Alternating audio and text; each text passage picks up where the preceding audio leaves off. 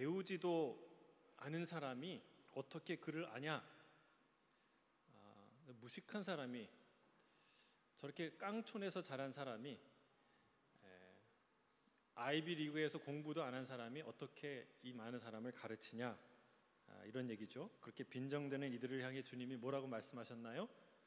외모로 판단하지 마라, 공의롭게 판단하라 라고 말씀하셨습니다. 오늘의 말씀은 사실상 내용상 외모로 판단하지 마라 2탄이에요.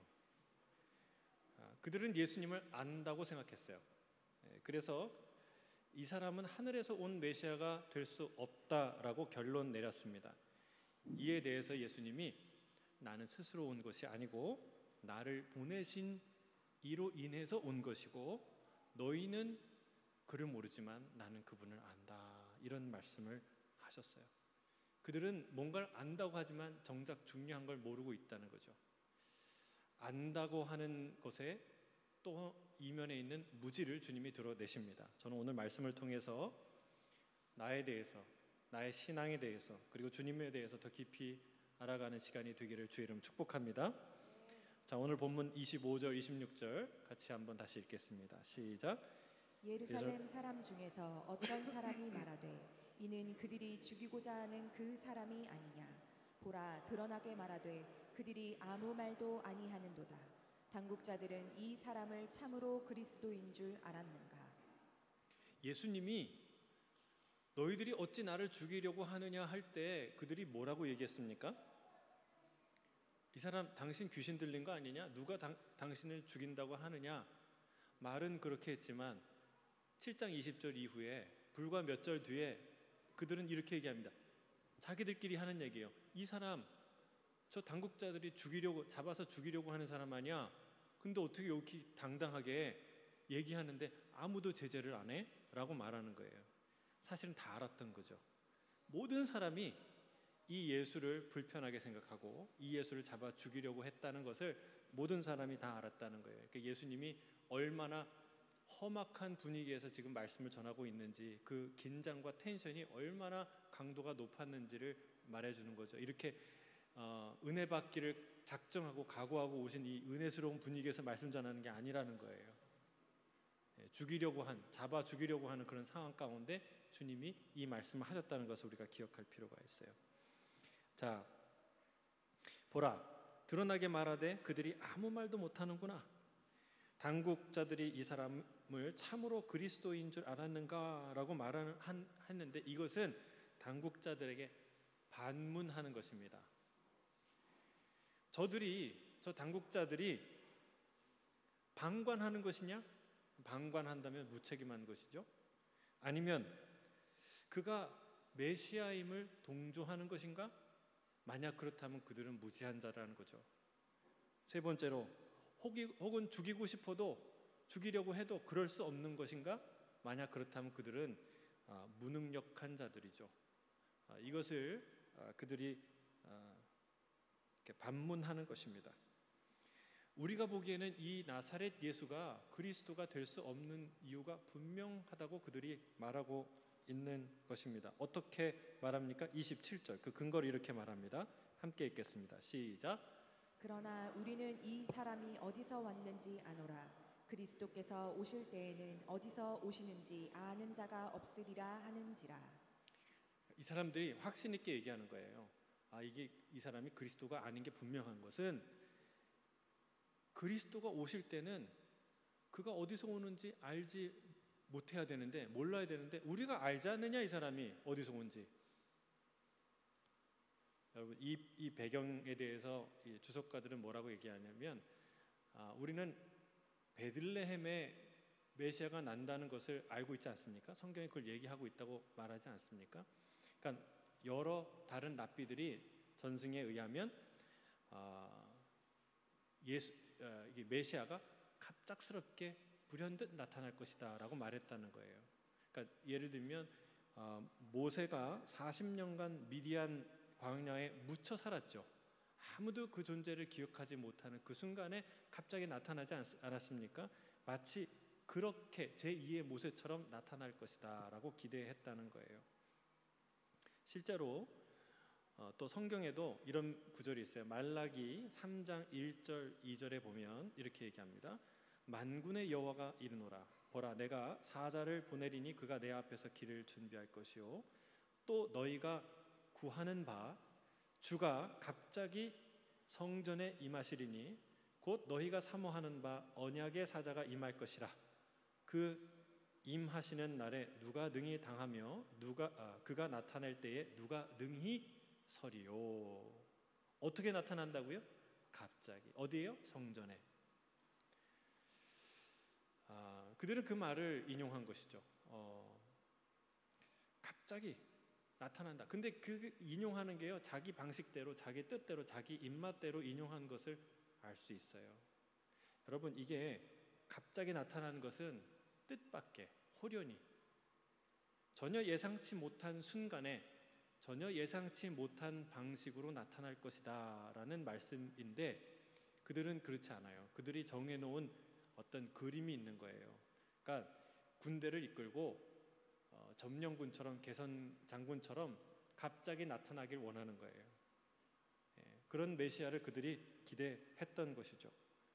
여러분, 정말 이들이 메시아에 대해서 진정으로 궁금했다면, 하나님의 뜻을 물었다면 이렇게 단언하지 못했을 거예요. 이사야 53장을 보세요. 고난받는 종에 대해서는 뭐라고 해석할 거예요? 그렇죠? 성경에 이 말라기 3장 1절만 있는 게 아니거든요. 미가서도 있고 이 메시아를 예언하는 수많은 성경들이 있는데, 그들은 자기 입맛대로 그 성경을 골라서 딱 얘기하는 거예요. 메시아가 갑자기 나타난다고 그렇게 써 있지 않느냐? 여러분, 참 어리석은 자입니다. 우리가 우리 입맛대로 성경을 해석하고 그리고 안다고 생각하는 게, 그게 오산입니다. 그게 예수님의 사역을 방해하고 대적하고 또 더 깊은 신앙으로 가지 못하게 나를 묶고 있는 사슬이라는 거예요. 자, 그들은 자신들이 안다고 했어요. 근데 이게 문제라는 거예요. 차라리 모른다고 했다면 그들은 알아가기 시작했을 거예요. 자, 서기관과 바리새인들은요 늘 이렇게 말했습니다. 우리는 안다. 나는 안다. 너희는 모른다. 우리는 본다. 너희는 못 본다. 그런데 주님은 정작 그렇게 말하는 그들이야말로 얼마나 큰 어리석음을 갖고 있었는지 이렇게 말하시는 거예요. 요한복음 9장 41절 이렇게 말씀하십니다. 함께 읽겠습니다. 시작. 예수께서 이르시되 너희가 맹인이 되었더라면 죄가 없으려니와 본다고 하니 너희 죄가 그대로 있느니라. 아니, 모른다고 하고 못 본다고 하면 그나마 이해가 될 텐데, 봐줄 그냥 이제 조금 형량을 낮출 수도 있을 텐데, 아니 안다고 하고 본다고 하니까 너의 죄가 그대로 있을 것이다 라고 말하는 거예요. 여러분, 우리 신앙이 일보도 전진하지 못하는, 혹은 하나님에 대해서 대적하는 자들이 왜 그의 삶을 바꾸지 못하는가? 안다고 생각하기 때문에 그래요. 세상에 있는 많은 지식인들이 왜 예수님을 믿지 못할까요? 여러분, 자기가 가진 지식 때문에 그래요. 자기가 하나님을 안다고, 진리를 안다고 생각하기 때문에 더 다음 단계로 못 나가는 거예요. 오늘 예수님은 정확하게 그것을 정조준하십니다. 너가 안다고 얘기하는데 진짜 아는 것이냐? 그리고 정말 알고 있는 게 진실이냐? 여러분, 그들이 뭐라고 주장합니까? 그들은 분명한 논리를 갖고 얘기합니다. 이미 요한복음 6장 42절에 그가 메시아, 하늘에서 온 사람이 일 수가 없는 이유를 이렇게 말해요. 요한복음 6장 42절 같이 읽겠습니다. 시작. 이르되 이는 요셉의 아들 예수가 아니냐? 그 부모를 우리가 아는데 자기가 지금 어찌 하늘에서 내려왔다 하느냐? 너무나 분명한 일이잖아요. 내가 알고 있는데 모른다고 얘기할 수 있냐? 내가 아는데. 아니, 그가 이 땅에서 태어났고, 아니 우리가 그 부모를 알고 그가 여기서 산 것을 내가 아는데 어떻게 그 사람이 하늘에서 내려왔다고 말할 수 있냐? 제정신이 있다면. 내가 여러분 다 아침 먹고 오셨잖아요. 아침을 먹었는데 어떻게 안 먹었다고 말할 수 있냐? 분명한 사실이다라고 얘기하는 거예요. 들어보면 맞는 얘기죠. 정확한 논리인 것 같아요. 그 말을 들으신 주님이 이렇게 말씀하십니다. 자, 잘 주의 깊게 한번 들어보세요. 28절 29절 시작.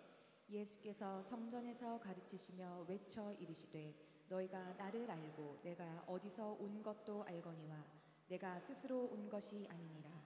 나를 보내신 이는 참되시니 너희는 그를 알지 못하나 나는 아노니 이는 내가 그에게서 났고 그가 나를 보내셨음이라 하시니. 자, 이 말씀을 어디서 어떤 방식으로 얘기했는지 주목할 필요가 있어요. 아까도 이 어떤 텐션 가운데 주님께서 말씀하셨는지를 주목했지만 다시 한번 우리가 봐야 돼요. 어디에서 말합니까? 성전. 그냥 이런 개교회 예배당이 아니라 하나밖에 없는 유일한 성전, 그 성전 앞에서 주님이 그 공개적인 자리에서 그 많은 순례객들 앞에서 예수님이 말씀하는 거예요. 여러분, 그냥 사석에서 술자리에서 아무 얘기나 할 수 있고 자기 논리를 얘기할 수 있지만 이렇게 전 세계 전국의 TV로 유튜브로 방송 중계되는데 그때는 헛소리 못 하는 거예요. 그때 헛소리 하면 그 사람 완전히 망하는 거예요. 주님이 그런 상황 가운데서 뭐라고 어떻게 얘기해요? 그냥 속삭이는 게 아니라 저처럼 이렇게 얌전하게 얘기하는 게 아니라 외쳤다고 말하는 거예요. 아주 분명하게 소리를 높여서 아주 강조하면서 말씀하셨어요. 여러분, 이것은요 진리가 아니면 할 수 없어요. 만약에 여러분 이렇게 다 은혜 받기 위해서 앉아있는 이런 분들 앞에서가 아니라 정말 뒤에 일본 순사들이 와 있고 내지는 뭐 공산 치하에서 공산 당원들이 이렇게 쭉 앉아있으면 그 말 할까요? 못할까요? 그리스도는 살아계십니다. 예수님만이 구원의 길입니다. 이 말 할 수 있을까요? 못할까요? 그렇게 한다면 그 말은 진실일까요? 거짓일까요? 목숨을 걸고 해야 되는 얘기이기 때문에 진실일 가능성이 매우 높다는 거예요. 여러분, 근데 여기서 이 예수님의 하신 말씀의 핵심은 뭡니까? 너희가 나를 안다고 하는데, 내가 어디서 온 것을 안다고 하는데, 근데 나는 내가 스스로 온 게 아니고 나를 보내신 이가 있어. 근데 그분을 내가 알아. 왜? 내가 그분이 나를 보냈고 나는 그분에게서 태어났으니까 라고 얘기하는 거예요. 근데 이 얘기는 뭐예요? 너희는 그분을 모른다는 거예요. 너희가 안다고 하지만 정작 중요한 걸 모르는데 나를 보내시는 을 몰라. 근데 나는 알아. 여러분, 이게 너무나 핵심을 찌르는 얘기예요. 인간은 어떤 지식과 진리를 추구할 때 유일한 방법은 이성, 추론이에요. 뭔가를 비교하고 검토하고 학습하고 그래서 어떤 지식과 진리에 이르죠. 그러나 여러분, 인간이 뛰어난 이성과 능력을 갖고 있어도 하나님을 발견해낼 수 있을까요? 여러분, 발견해낼 수 있다고 생각하세요? 그게 가능해서 이성적으로 생각해 보세요. 그게 가능합니까? 하나님이 우리가 여기 시드니에 있으면 하나님이 멜버른쯤에 계십니까? 아니면 태평양 어디 섬에 계십니까? 바다 밑에 계십니까? 아니에요. 인간은 어느 누구도 자기의 지성으로 그 어떤 방법으로도 하나님께 도달할 수 없습니다. 이때 뒤에 그 얘기하겠지만 너희는 나 있는 곳에 오지 못한다. 오고 싶어도 올 수가 없다. 만날 수가 없다. 이 얘기를 하세요. 이게 엄연한 현실이에요. 그래서 여러분, 우리가 인간이 하나님을 만날 수 있는 유일한 길은 거기서 오셔야 돼요. 하늘에서 우리가 갈 수 없는 그곳에서 오신 분이 전달하지 않으면 우리가 하나님을 인식할 수조차 없다는 것을 우리가 알아야 한다는 사실입니다. 요한복음은 이 안다라는 말이 굉장히 반복이 돼요. 중요한 화두죠. 그러니까 이 안다고 하는데 정말 무엇을 아느냐, 알 수 있느냐, 알고 있는 것이 진짜 진실이냐? 여러분, 이걸 돌아봐야 한다는 거예요. 철학에서도 인식론이 굉장히 중요한 3대 주제 중에 하나잖아요. 어떻게 우리가 지식을, 진리를 인식할 수 있느냐, 이건 굉장히 중요한 주제인데, 여러분, 내가 알고 있는 진리를 진리라고 확신할 수 있을까요? 우리가 무언가를 안다고 할 때 정말 그것이 알고 있는 걸까요? 자, 하나 예를 들어볼게요. 제가 더 바이블 요즘에 그 다윗 이야기를 읽지 않습니까? 그 이야기 가운데 하나님이 사울을 패하시고 다윗을 기름 부어 왕을 삼으려고 사울에게 명령합니다. 너는 이새의 집에 가서 그 아들 중에 하나에 기름 부어서 왕으로 세워라. 내가 그들 중에서 이스라엘의 왕을 보았다라고 말씀하세요. 그가 사무엘이 말씀에 순종해서 갔어요. 그리고 아들을 모아놓고 이렇게 쭉 보는데 첫 번째로 본 첫째 장남 엘리압을 보고 사울이 무슨 생각을 했을까요? 이렇게 생각했어요. 아하, 여호와의 기름 부으실 자가 과연 주님 앞에 있도다. 아, 이 사람이구나. 외모로 보니까 왕이 될 만한 그 위풍당당한 이 모습을 한 거예요. 그러니까 이 사람이구나, 이 사람 때문에 나를 보내셨구나 라고 생각했던 거예요. 근데 그게 착각이죠. 주님이 이내 뭐라고 말씀하십니까? 이렇게 얘기하세요. 사무엘상 16장 7절 같이 읽겠습니다. 시작. 그의 용모와 키를 보지 말라. 내가 이미 그를 버렸노라. 내가 보는 것은 사람과 같지 아니하니 사람은 외모를 보거니와 나 여호와는 중심을 보느니라. 나는 이미 그를 버렸다는 거예요.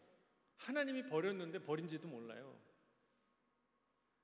쓰레기통을 주워보고 야, 쓰레기통에 있는 거 와, 귀하구나 이렇게 본다는 거예요. 이게 얼마나, 이게 누구예요? 그 당시 성령 충만했다고 얘기하는 제일 가는 영적인 선지자였던 사무엘조차 이랬다는 거예요.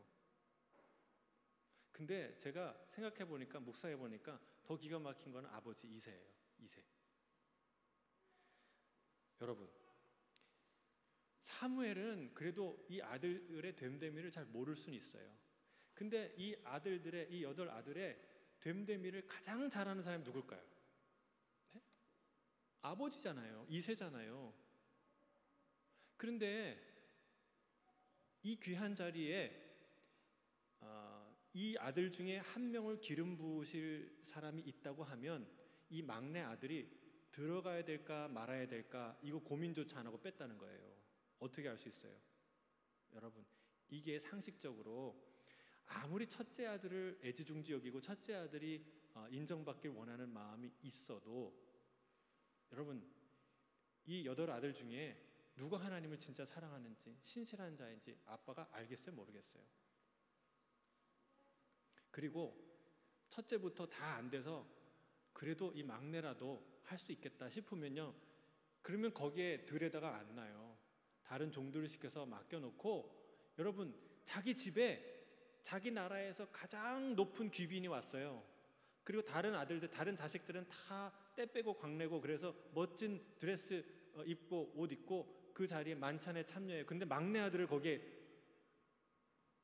배석을 안 시킨다고요? 무슨 뜻이에요? 제껴놨다는 뜻이에요. 아, 너는, 얘는 아니에요. 얘는 그럴 인물이 안 돼요 라고 아빠가 생각했다는 거예요. 참 안타까운 일 아닙니까? 사랑하는 성도 여러분, 그 당시에 이 다윗을 가장 잘하는 사람이 있다면 이새겠죠.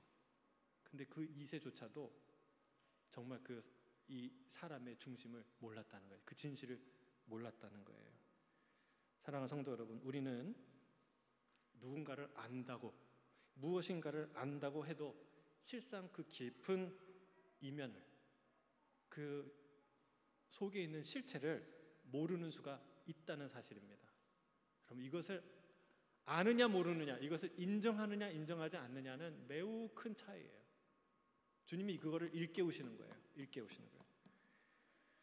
주님은 자신을 안다고, 그래서 당신이 하나님의 왜 아들일 수가 없다고 말하는 사람들에게 이렇게 말하는 겁니다. 너희가 나를 안다고 하는구나. 그럼 정녕 너희가 나를 보내신 전능자를 아느냐? 그 전능자의 지식과 신비와 비밀을 너희가 깨달았느냐? 경수가 끊어진 여인에게서, 남자를 알지 못하는 여인에게서 어떻게 아들이 낳아질 수 있겠느냐? 그것이 사람이 낳은 것이냐 아니면 하나님이 주신 것이냐? 하나님을 알지 못하는 모든 사람들이 다 사람이 낳았다고 말하면 그럼 그것은 사람이 낳은 것이 되느냐? 너희가 하나님보다 더 높은 지식을 가졌다는 말이냐? 너희가 모르는 일을 하나님이 하실 수 없다는 말이냐? 이런 말씀을 하는 것이죠. 여러분, 자기 생각에 갇힌 하나님의 말씀을 이해하려고 할 수도 없는 그런 사람들에게 주님은 결론을 말할 수밖에 없죠. 사실을 믿건 믿지 않건 그것은 그의 책임이기 때문에 그렇습니다. 그래서 주님은 크게 힘주어서 외치십니다. 나는 아버지가 보내서 온 자이다. 너희는 그를 모르지만 나는 그를 안다. 나는 그에게서 났고 그가 나를 보내셨기 때문이다. 여러분, 계속 성경을 읽어도 예배를 드려도 말씀을 들어도 그분을 깨닫지 못해서 겉도시는 분은 잘 들으셔야 돼요. 여러분, 우리가 그분에게 이르는 믿음과 지식은 우리 스스로의 지성과 지식이 발돋움이 되어서 이룰 수가 없다는 거예요. 그분이 와서 말씀해 주지 않는다면, 그것을 믿지 않는다면, 마음을 열고 붙들지 않는다면 그 믿음의 도약은 일어날 수가 없다는 것을 주님이 말하고 있는 것입니다. 자, 이렇게 얘기했지만 사실은 이 말씀은 크고 두려운 얘기예요. 이게 그들에게 정말 딱 걸리는 19금이 아니라 190, 1090, 900금 정도 되는 아주 할 수 없는 말이야. 왜냐하면 내가 아버지께로 왔다 그랬으니까. 그렇죠? 그래서 사람들이 잡으려고 그랬어요. 근데 잡지 못합니다. 왜 그랬을까요? 자, 30절입니다. 같이 읽겠어요. 30절 시작. 그들이 예수를 잡고자 하느나 손을 대는 자가 없으니 이는 그의 때가 아직 이르지 아니하였음이로라. 첫 번째 이유는 뭐냐면 때가 이르지 않았기 때문에. 여러분 따라하겠습니다. 때가 이르지 않았기 때문입니다. 때가 이르지 않았기 때문입니다. 만사에는 때가 있습니다. 만사에는 때가 있습니다. 여러분, 그게 순리죠?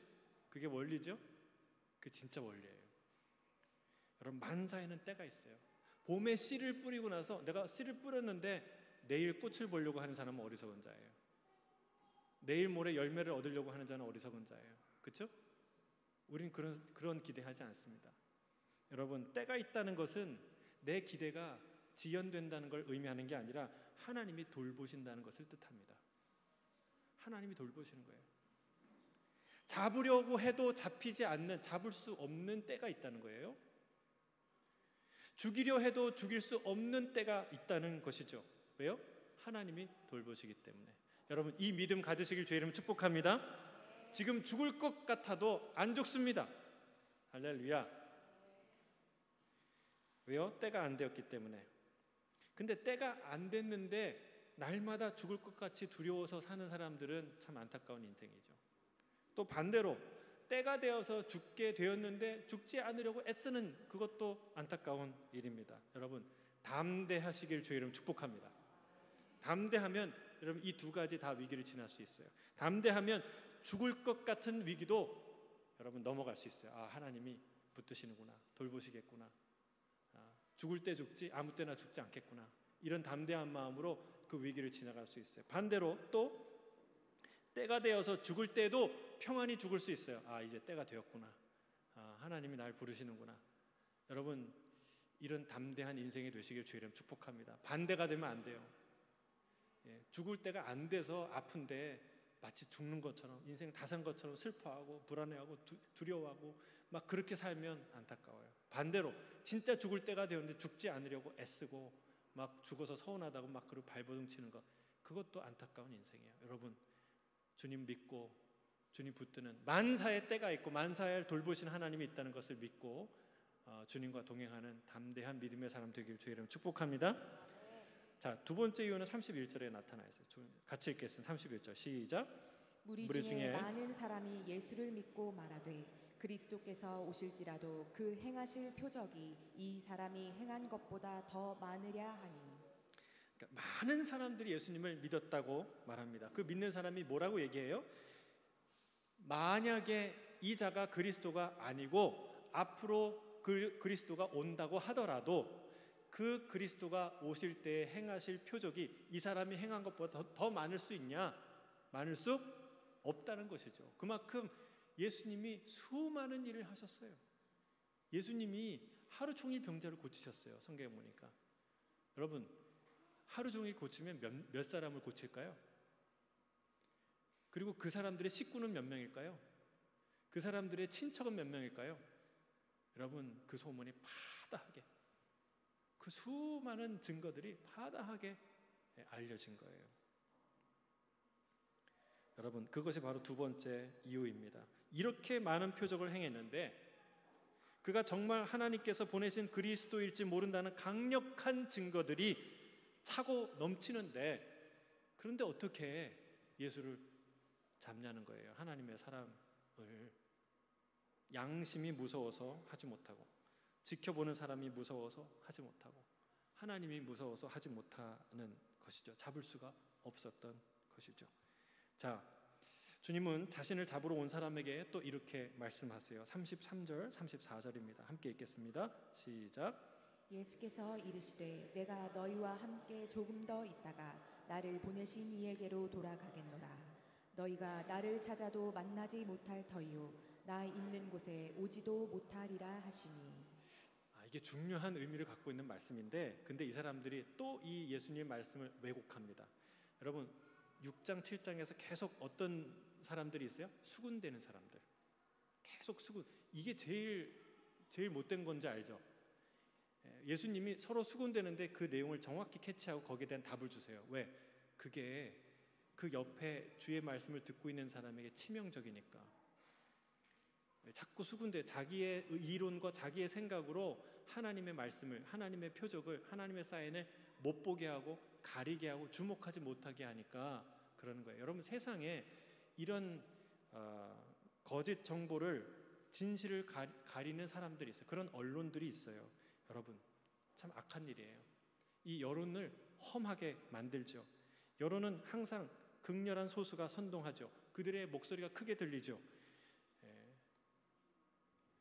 예수를 믿는 자들이 많았다고 얘기하는데 그들의 소리는 잘 들리지 않습니다. 저들은 계속해서 자기가 알고 있는 짧은 지식으로, 또 갖고 있는 사실들로 진실을 가립니다. 오해를 유발하고 헷갈리는 소리를 해서 예수를 미친 사람으로, 지금 이 얘기하다 저 얘기하다 사람이 알 수 없는 헛소리를 하는 미친 사람으로 몰아가고 있는 것이 보이지 않습니까? 그러는 사이에 그 수군수군대는 소리로 사람들의 감정의 골은 깊어지고 불신은 커져가고 있다는 거예요. 여러분, 반드시 그 악한 선동을 하는 자는 죗값을 치르게 될 줄로 믿습니다. 여러분, 악의적인 수군거림, 거짓 소문은 반드시 대가를 받게 될 것입니다. 왜냐하면 주님이 이렇게 말씀하셨어요. 마태복음 10장 26절이에요. 같이 읽겠습니다. 시작. 그런즉 그들을 두려워하지 말라. 감추인 것이 드러나지 않을 것이 없고 숨은 것이 알려지지 않을 것이 없느니라. 여러분, 그래서 궁금한 게 너무 많잖아요. 지금 뉴스에 나오고 사람들이 입에 오르내리는 그 많은 일들이 뭐가 진실일까? 걱정하지 마세요. 진실은 다 드러납니다. 언제요? 그날에 낱낱이 드러날 거예요. 그래서 영과 역적이 바뀔 수도 있어요. 억울하게 누명 쓴 사람들이 다 그 명예를 회복할 줄로 믿습니다.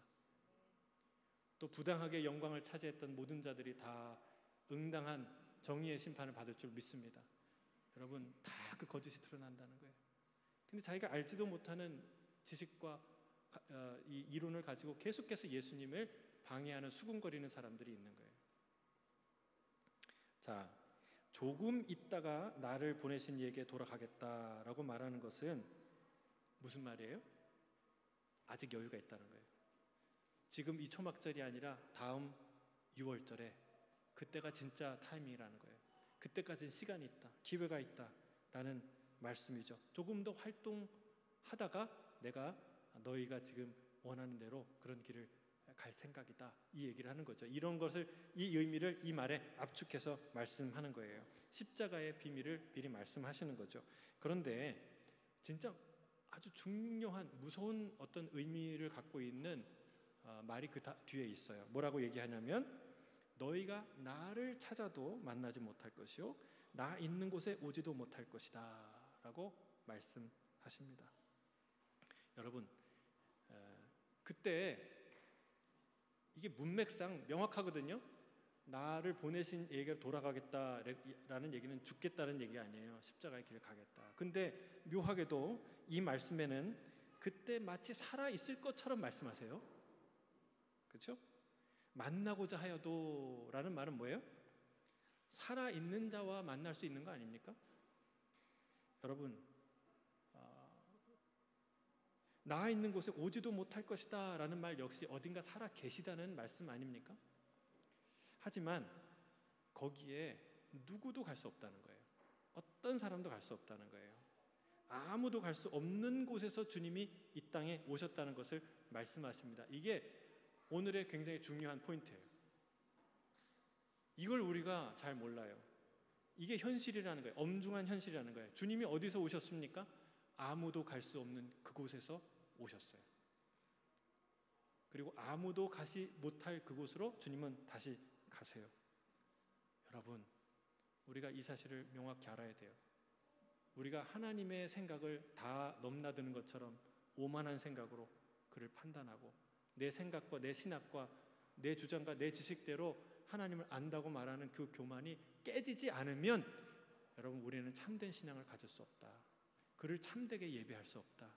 그의 인도를 참되게 받을 수 없다는 것을 예수님이 말씀하시는 거예요.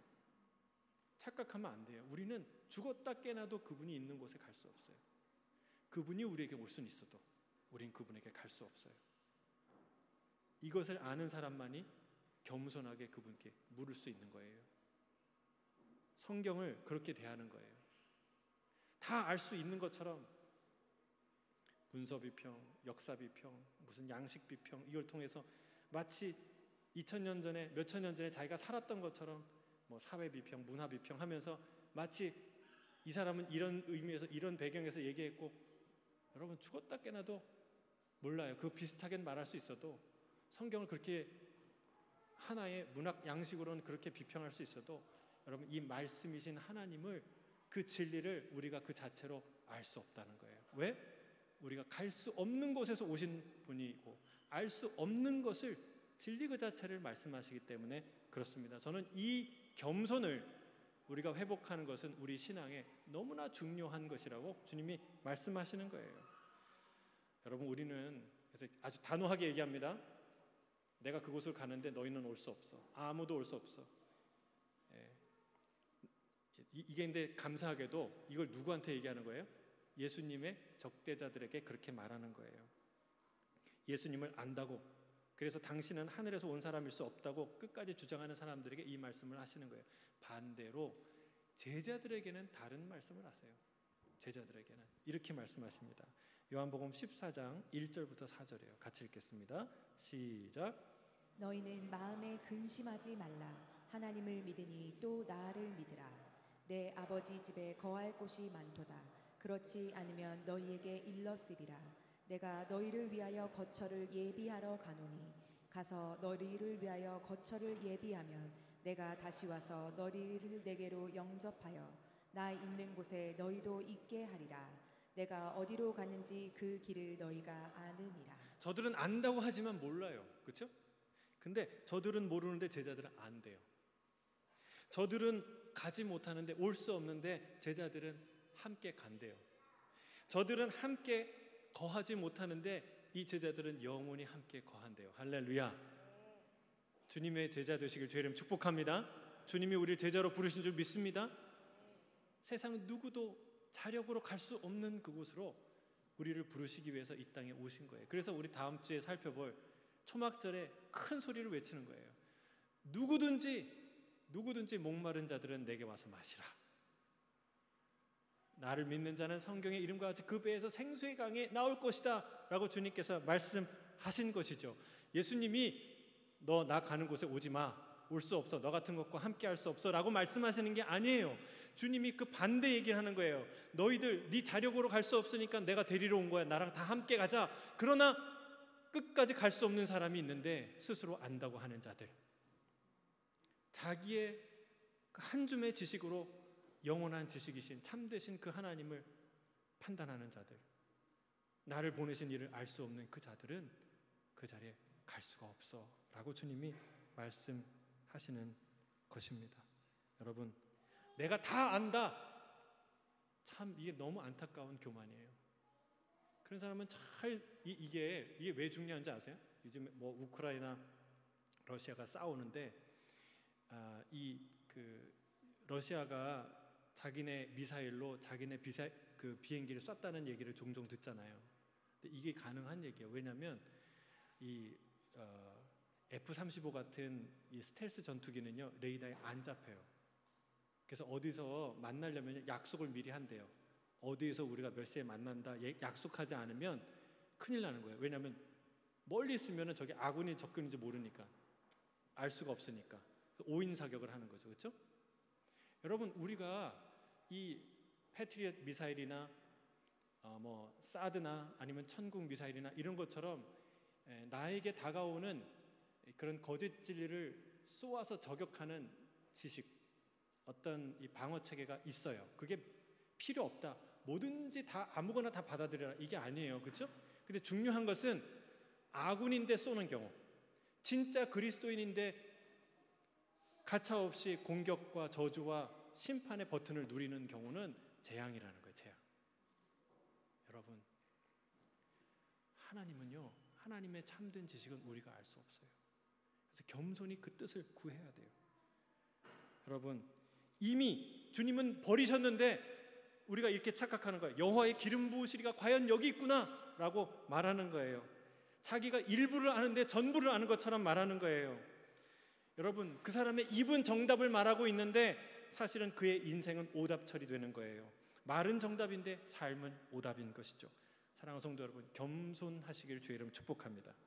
겸손해야 주님을 만납니다. 겸손해야 주님의 인도를 받습니다. 그래서 여러분, 주님께 질문하세요.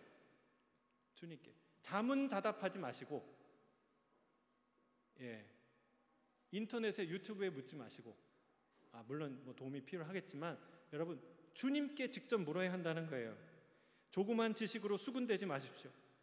항상 겸손하게 주님께 여쭈십시오. 우리의 중심을 아시고 진실을 아시는 주님께 물어야 됩니다. 그냥 반문하지 말고, 따지는 질문하지 말고, 아는 척하지 말고 겸손히 구하시기를 주의 이름 축복합니다. 주님 앞에서, 말씀 앞에서, 성령 안에서 날마다 겸손히 그렇게 참된 진리를 알려고 묻는 자에게 주님은 진정한 진리를, 진정한 자유를, 진정한 생명을 주실 줄로 믿습니다. 우리 마지막으로 요한복음 8장 31절, 32절 주님의 약속의 말씀을 선포하고 마치도록 하겠습니다. 함께 읽겠습니다. 시작. 그러므로 예수께서 자기를 믿은 유대인들에게 이르시되 너희가 내 말에 거하면 참으로 내 제자가 되고 진리를 알지니 진리가 너희를 자유롭게 하리라. 아멘. 너희가 내 말에 거하고 그 말씀을 붙들고 묻고 그의 인도를 바라고 진실이 겸손히 그 앞에 서면 너희가 비로소 참된 제자가 되고 진리를 알게 될 텐데 그 진리가 너희를 자유롭게 하리라 말씀하십니다. 할렐루야. 이 자유와 생명이 여러분 가운데 충만하길 주의 이름 축복합니다. 함께 기도하겠습니다.